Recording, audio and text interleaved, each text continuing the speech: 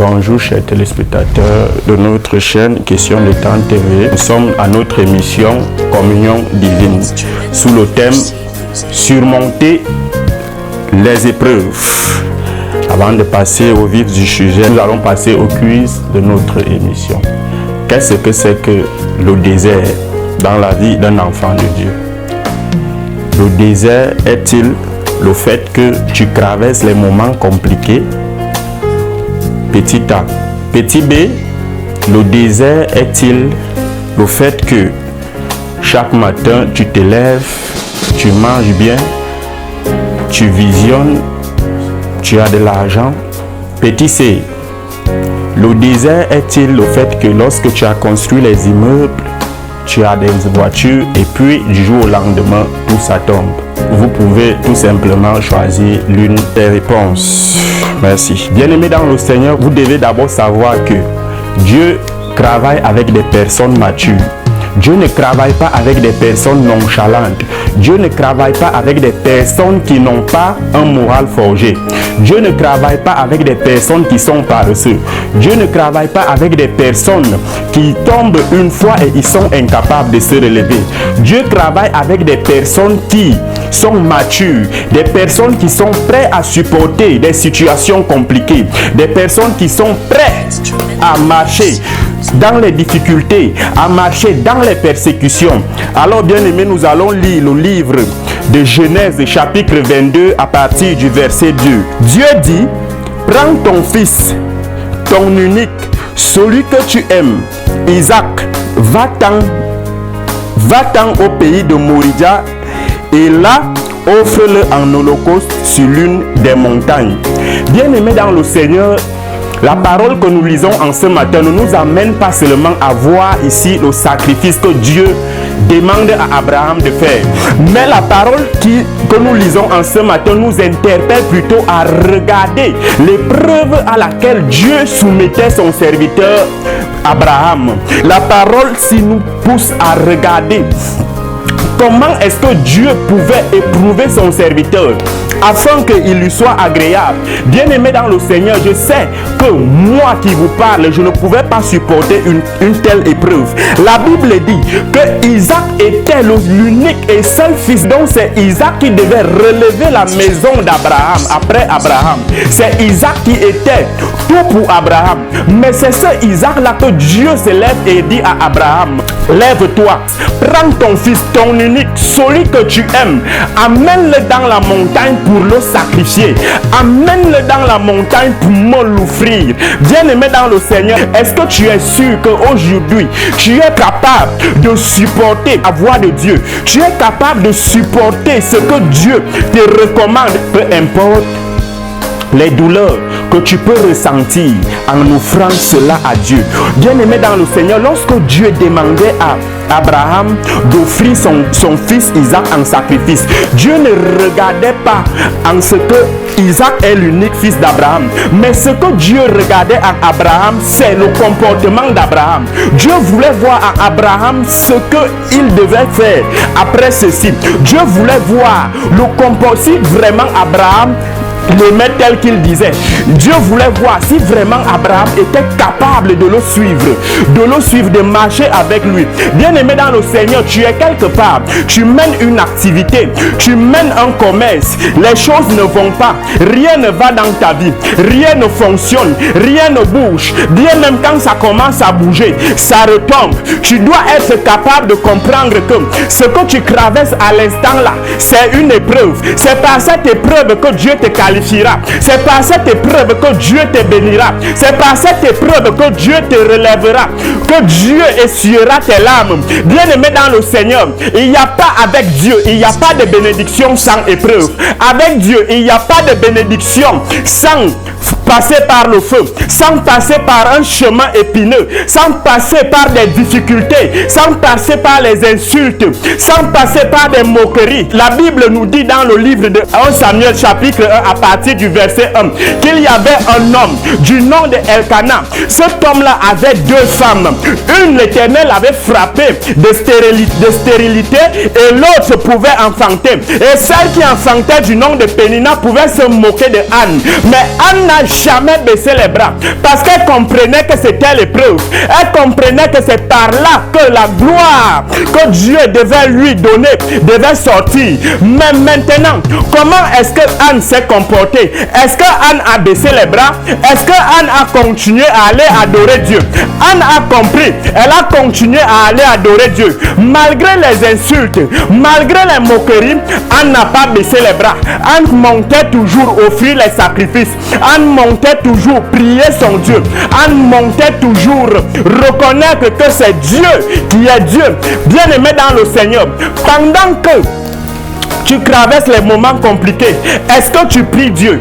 Est-ce que tu continues à prier Dieu? Est-ce que tu baisses les bras?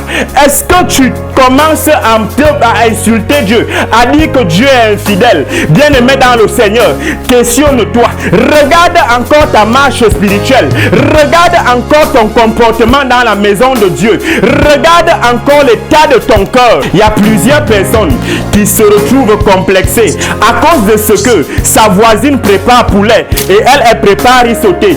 À cause de ce que son voisin porte vêtements de 500 000, mais elle porte vêtements de 1000 francs. Mais laisse-moi te dire ici que le but du vêtement, c'est de te couvrir. Le but du vêtement, c'est de cacher ta nudité.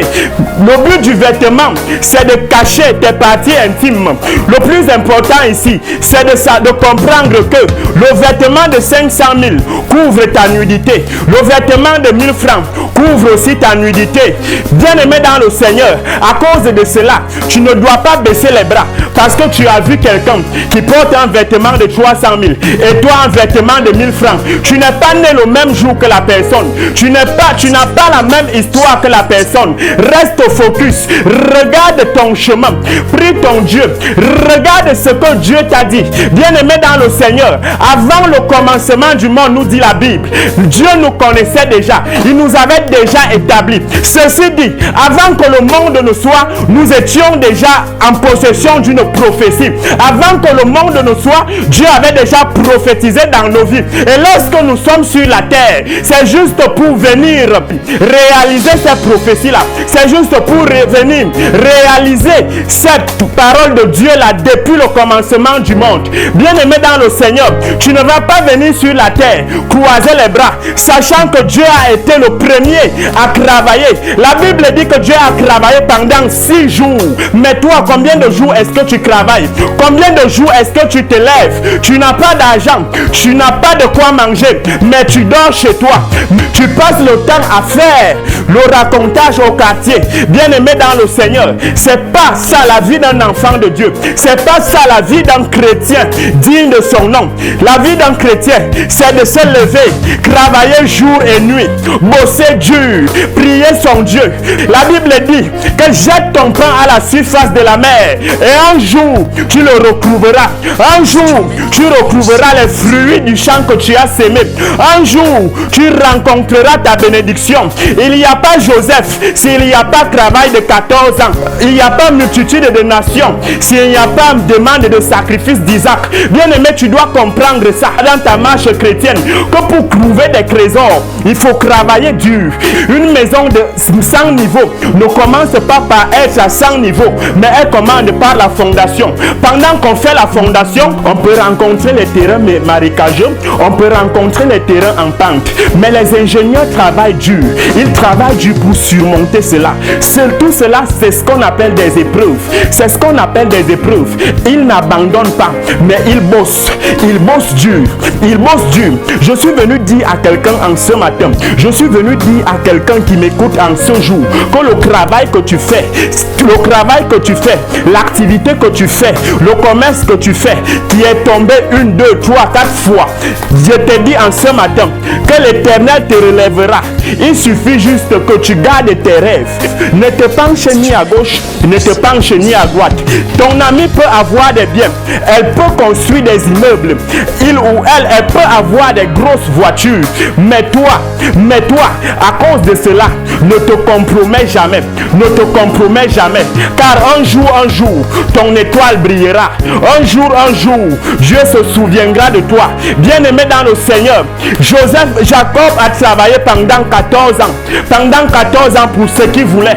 Pendant 14 ans pour la femme qu'il aimait. Toi, tu as travaillé combien de temps pour obtenir ce que tu veux? Tu as travaillé combien de temps pour avoir la voiture que tu veux? Tu pries Dieu combien de temps par jour?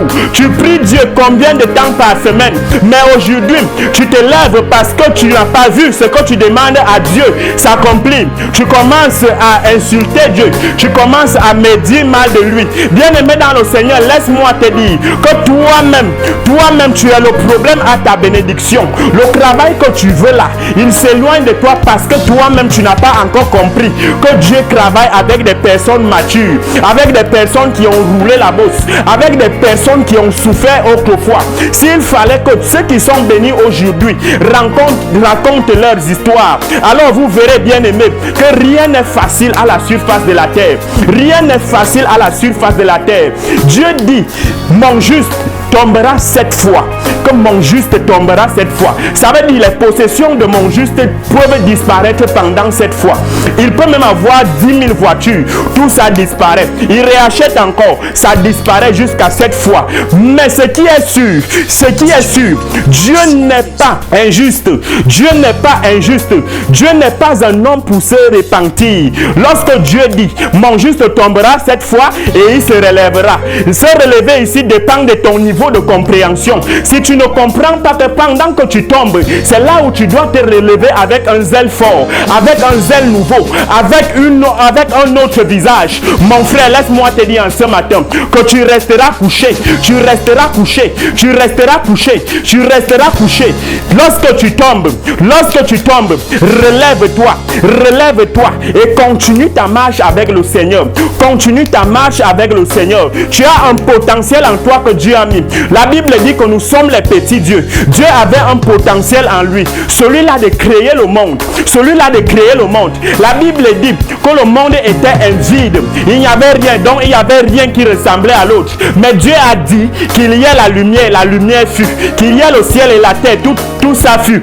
À cause de ce que Dieu renfermait ce potentiel de créativité là en lui. Alors je viens te dire en ce matin, mon frère, ma soeur, toi qui m'écoutes, tu as un potentiel en toi, car tu es un petit Dieu. Tu as un potentiel en toi. Si tu sais frire les beignets, si tu sais préparer, si tu sais vendre, si tu sais filmer, si tu sais faire le journalisme, si tu es DG, fais bien ton travail, mon frère. Fais bien ton travail. Bien même quand tout ne va pas, relève-toi et marche. Relève-toi et marche. Relève-toi et marche. Relève-toi et marche. Car ceux qui réussissent, c'est ceux qui ont combattu jusqu'à la fin. Ceux qui avancent, c'est ceux qui ont livré de grandes batailles. C'est ceux qui ont livré de grands combats. Oh, mes frères et sœurs en Christ, toi qui m'écoutes ce matin, je dis l'Éternel se souvient de toi. L'Éternel se souvient de toi. Ils se sont longtemps moqués de toi. Je dis c'est ta saison. Je dis c'est ta saison. Si tu m'écoutes et tu saisis cette parole, Dieu se manifeste dans ta vie. Si tu m'écoutes et saisis cet enseignement, Dieu agit puissamment dans ta vie. Dieu change ton nom. Dieu change ta situation. Dieu change ton image. Tu as longtemps souffert. Bien-aimé dans le Seigneur, le peuple d'Israël a passé 400 ans d'esclavage. Mais un jour, la Bible dit, Dieu se souvient d'eux. Dieu se souvient d'eux et décide de les libérer de cette captivité-là. Alors, je t'annonce une bonne nouvelle en ce matin. Dieu se souvient de toi. J'ai dit, Dieu se souvient de toi. Dieu se souvient de toi et il te libère de ces moqueries. Il te libère de ces bien-aimés dans le Seigneur. Soyez richement bénis, soyez comblés. Rendez-vous au prochain numéro.